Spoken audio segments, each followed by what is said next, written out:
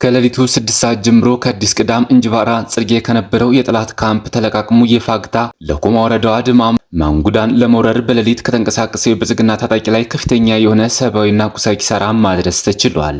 በሉማሜ ከተማ ነዋሪዎችን በማስገደድ ሊደረግ የነበረው ስብሰባ 206ኛ ኮር 34ኛ ክፍለ ጦር ባደረገው የሞርተር ጥቃት ተበትኗል። አፍባ ቴዎድሮስ ዕዝ 105ኛ ኮር 44ኛ ክፍለ ጦር ትሊሊ ከተማ ቦታ የያዘው ወዳደር አድማ ብተና በፊት ሲጠብቅ በጀርባው በመግባት አራቱን በማስወገድ አምስቱ ከባድ ቁስለኛ አድርጓቸዋል። በእናት ቆራጮች ተመርቶ የመጣው የአገዛዙ ኃይል በጎንደር የበጋሻው ክፍለ ጦር ተደመሰሰ። በየቀኑ የጠላት ኃይል እየፈረሰ ወደ ፋኖ እየተቀላቀሉ ነው። የአገዛዙ ሰራዊት 64ኛ ክፍለ ጦር 74ኛ እና 54ኛ ክፍለ ጦርን ከነ ሙሉ ትጥቃቸው ተቀላቅለዋል። መብረቅ ክፍለ ጦር ወገዴ ወረዳ ላይ ከፋሽስቱ አገዛዝ ጥምር ሰራዊት ጋር በመፋለም ድል አስመዘገበ።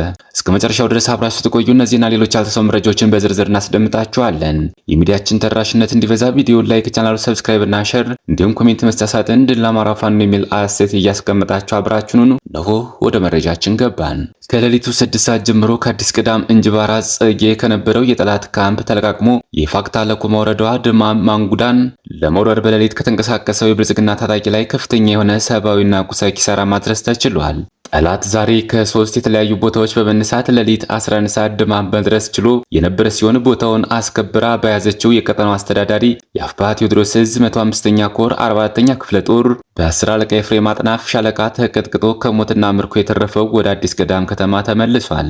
በተመሳሳይ አመለኛዋ የ10 አለቃ ኤፍሬም አጥናፍ ሻለቃ መደበኛ ጦር ከሻለቃዋ ልዩ ተወርዋሪ ኃይል ጋር ተቀናጅታ ከጠዋቱ 3 ሰዓት ተኩል ጀምሮ አዲስ ቅዳም ከተማ በመግባት ከአዲስ ቅዳም ከተማ እስከ አሸዋ ተዘርግቶ ንጹሃንን ለመዝረፍና ለማረድ የተሰማራውን ጡት ቆራጭ የብልጽግና ታጣቂ በየጢሻው ስታጋደሙ አርፍዳለች። በጠላት ላይ የደረሰውን ሰብአዊና ቁሳዊ ጉዳት በምርኮ ከተገኘው ቁሳቁስ ጋር የተሟላ መረጃ እንድርሰን የምናሳውቃችሁ ይሆናል። በሌላ መረጃ የብልጽግናው ስብሰባ ተበተነ። በሉማሜ ከተማ ነዋሪዎችን በማስገደድ ሊደረግ የነበረው ስብሰባ 206ኛ ኮር 34ኛ ክፍለ ጦር ባደረገው የሞርተር ጥቃት ተበትኗል። የአረመኔው ስርዓት ካድሬዎችን ጨምሮ አረጋ ከበደ በተገኘበት የሉማሜ ከተማ ነዋሪዎችን በማስገደድ ሊያደርጉት የነበረው ስብሰባ ላይ በተደረገ የሞርተር ጥቃት የአረመኔው ካድሬዎች ስብሰባውን አቋርጠው ወደ ደብረ ማርቆስ ከተማ ፈርጥተዋል። በሉማሜና አካባቢው ህዝብ ላይ የሐሰት ትርክት በመንዛት ትግሉን ለማጠልሸት አቅደው የሚንቀሳቀሱት የአረመኔው አገልጋይ ካድሬዎችን ኢላማ ያደረገው የ206ኛ ኮር 34ኛ ክፍለ ጦር የሞርተር ጥቃት ከተፈጸመ በደቂቃዎች ውስጥ ስብሰባውን አቋርጠው የፈረጠጡ ሲሆን ስብሰባው ያለምንም የሐሳብ ልውውጥና ዲስኮር ተበትኗል። አረጋ ከበደ፣ አብዱ ሁሴንና ሌሎች ካድሬዎችና የ602ኛ ኮር አዛዦች በተገኙበት ሊደረግ የነበረው ስብሰባ አዳራሹ በትርምስ የተዋጠ ሲሆን የጠላትን እቅድ በተገቢ ሁኔታ ማምከኑ የ206ኛ ኮር አስታውቋል። በሌላ ዜና አራት አድማ ብተና ተወግዷል። አፍባ ቴዎድሮስ ዕዝ 105ኛ ኮር 44ኛ ክፍለ ጦር ትሊሊ ከተማ ቦታ የያዘው ወዳደር አድማ ብተና በፊት ሲጠብቅ በጀርባው በመግባት አራቱን በማስወገድ አምስቱ ከባድ ቁስለኛ አድርጓቸዋል። ለማደኛው 44ኛ ክፍለ ጦር በተደጋጋሚ የጠላትን አከርካሪ እየመታ ተራራ ላይ እንደ ዝንጀሮ እንዲመሽግ በማስገደድ በፈለገው ሰዓት በተመቸው ቦታ እየደበደበ ሙትና ቁስለኛ ማድረጉን ቀጥሎበታል። እንደተለመደው ዛሬም የጠላት ኃይል ትሊሊ ከተማ ዘራ ብሩክ ተብሎ በሚጠራው አካባቢ የጀግኖችን እንቅስቃሴ በመስማት ቦታ ይዞ እየጠበቀ ባለበት ከቀኑ 10 ሰዓት ላይ የ44ኛ ክፍለ ጦር ነበልባሎች በስተኋላው መሃል ከተማ በመግባት መብረቃዊ ጥቃት በመፈጸም የጣለውን ጥሎ 5 ቁስለኛን ጠልጥሎ ባገኘው መውጫ ቀዳዳ ፈርጥቶ አሲንዳቦ ካምፕ እንዲመሽግ አድርገውታል። ቁሞ መግጠም የማይችለውን ወንበዴ፣ የእናቶችን ጓዳ የሚወድመው ዘራፊ፣ ሴቶችን ደፋሪ፣ ጡት ቆራጭ፣ አዛውንት ገዳይ፣ ወጣት አስጨፍጫፊ፣ ብልት ቆራጭ አረመኔ ቡድን በሰራው ልክ እየተከፈለው ቀጥሏል። በእናት ጡት ቆራጮች ተመርቶ የመጣው የአገዛዙ ኃይል በጎንደር የበጋሻው ክፍለ ጦር ተደመሰሰ። የአማራ ፋኖ ብሔራዊ ኃይል ሰሜን አማራ ቀጠና በላይ ዘለቀ ዕዝ ዳግማዊ ቴዎድሮስ 5ኛ ኮር አካል በሆነው ግዙፍ የጎንደር የበጋሻው ክፍለ ጦር ላይ ያነጣጠረ ጥቃት ለመሰንዘር አዳሩን ሲጓዝ አድሮ ዛሬ ቀጠናው ላይ ተመቷል። ሰሞኑን በፋኖ ስም የአማራ ህዝብን ሲዘርፍና ሲያዘርፍ ቆይቶ ምረሽ የገባው አብነት አለመህና ግብረ አበሮቹ መሪነት በአራት አቅጣጫ ማለትም ከጎንደር፣ ከጠዳ፣ ከማክሰኝትና ከደጎማ ከተሞች በማሰባሰብ ወደ ጎንደር የበጋሻው ቀጠና የገባው ያገዛዙ ቅልብ አራዊት ዳዋዳሞት ምንዝሮና ቡርቧክስ ላይ ተመቶና ተዋርዶ ተመልሷል። ከጧቱ 2 ሰዓት ጀምሮ እስከ ቀኑ 9 ሰዓት በተደረገው በአውደ ውጊያ ፋሲለደስ፣ ቃኘውና ጎንደር ብርጌድ የተሳተፉ ሲሆን በኦፕሬሽኑ ከ12 በላይ ጠላት ላይመለስ ሲሸኝ ከ17 በላይ የሚሆኑት ደግሞ ክፉኛ ቆስለዋል። ለካዲዎችና ለዘራፊዎች የሚንበረከክ ቁመና የለንም ያሉት ጎንደር የበጋሾች ከፍተኛ ተጋድሎ እያደረጉ ጠላትን ከበባ ውስጥ አስገብተው ባለበት እንዲቆም አስገድደውታል። በሌላ መረጃ በየቀኑ የጠላት ኃይል እየፈረሰ ወደ ፋኖ እየተቀላቀሉ ነው። የአገዛዙ ሰራዊት 64ኛ ክፍለ ጦር 74ኛና 54ኛ ክፍለ ጦርን ከነሙሉ ትጥቃቸው ተቀላቅለዋል። አንደኛ ፍቅሩ ድረስ፣ ሁለተኛ ካቻ ፈረደ፣ ሶስተኛ በራ ጫሊኬሳ፣ አራተኛ ሞላሌ መልካሙ የተባሉ የአገዛዙ አረመናዊ ሰራዊት አባላት ከ6ኛ እዝ ከ14ኛ ክፍለ ጦር 602ኛ ኮር አንደኛ ሬጅመንት እና 3ኛ ሬጅመንት አባል የነበሩ ህዳር 22 2018 ዓ.ም እነማይ ወረዳ ወይራ ቀበሌና እናርጅና ወጋ ፈለገ ብርሃን ከተማ ከነሙሉ ትጥቃቸው በመውጣት ቴዎድሮስ እዝ 201ኛ ኮር 64ኛ ክፍለ ጦሩን ተቀላቅለዋል። መብረቅ ክፍለ ጦር ወግዲ ወረዳ ላይ ከፋሽስቱ አገዛዝ ጥምር ሰራዊት ጋር በመፋለም ድል አስመዘገበ።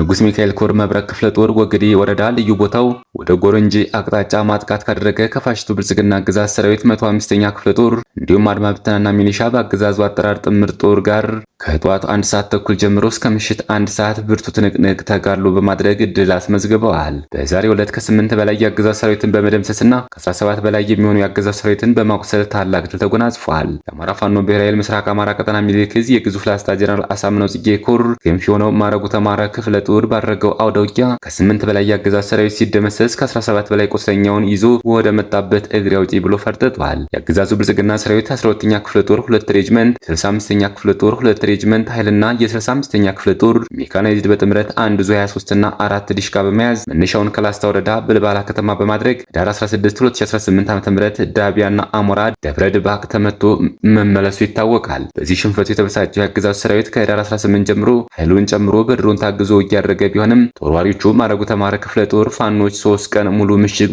መከላከል በማድረግ በአራተኛው ቀን ዛሬ ህዳር 1 2018 ዓ.ም ከረፋዱ 3 ሰዓት ጀምሮ በጠረዛና ማዛርድ ግንባር በቆረጣ በመግባት በተደረገ አውደ ውጊያ የጠላት ኃይል ወደ ነበረበት ምሽግ ተቀጥቅጦ ሙትና ቁስለኛውን ይዞ ተመልሷል። በመጨረሻም ጥቃቱን ማስቆም የሚያስችል የተገኘ መፍትሄ የለም። የኢትዮጵያ ኦርቶዶክስ ተዋሕዶ ቤተክርስቲያን በኦሮሚያ ክልል አርሲ ዞን የሚፈጸመው የምዕመናን ግድያና እገታ አሁንም አለመቆሙን የአርሲ ዞን ሀገረ ስብከት የኢትዮጵያ ኦርቶዶክስ ተዋሕዶ ቤተክርስቲያን ለቲክቫ ኢትዮጵያ ገልጸዋል። በቤተክርስቲያኗ የህዝብ ግንኙነት መምሪያ ኃላፊ መጋቢ ሰላም ሰለሞን ቶልቻ በዞኑ ሆንቆሎ ዋቤ ወረዳ ሰሞኑን 14 ሰዎች ታግተው ከታገቱት ውስጥ ገንዘብ ከፍለው 11ዱ ተለቀዋል፣ 3ቱም አልተለቀቁም ብለዋል። ሆንቆሎ ዋቤ ወረዳ ቃቅሳ ቀበሌ ህዳር 18 ቀን 2018 ዓ.ም 11 ኦርቶዶክሳውያን ተገድለዋል የሚሉ መረጃዎች ከስፍራው ወጥተዋል።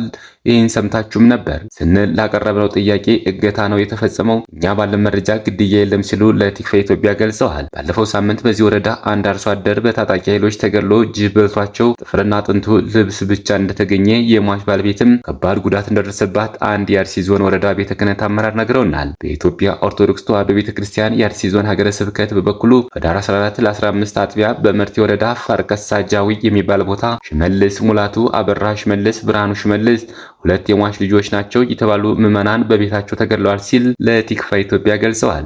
ቤተክርስቲያኗ በአርሲ ዞን እየተደጋገመ ስላለው ጥቃት ለቲክቫ ኢትዮጵያ ምን አለች?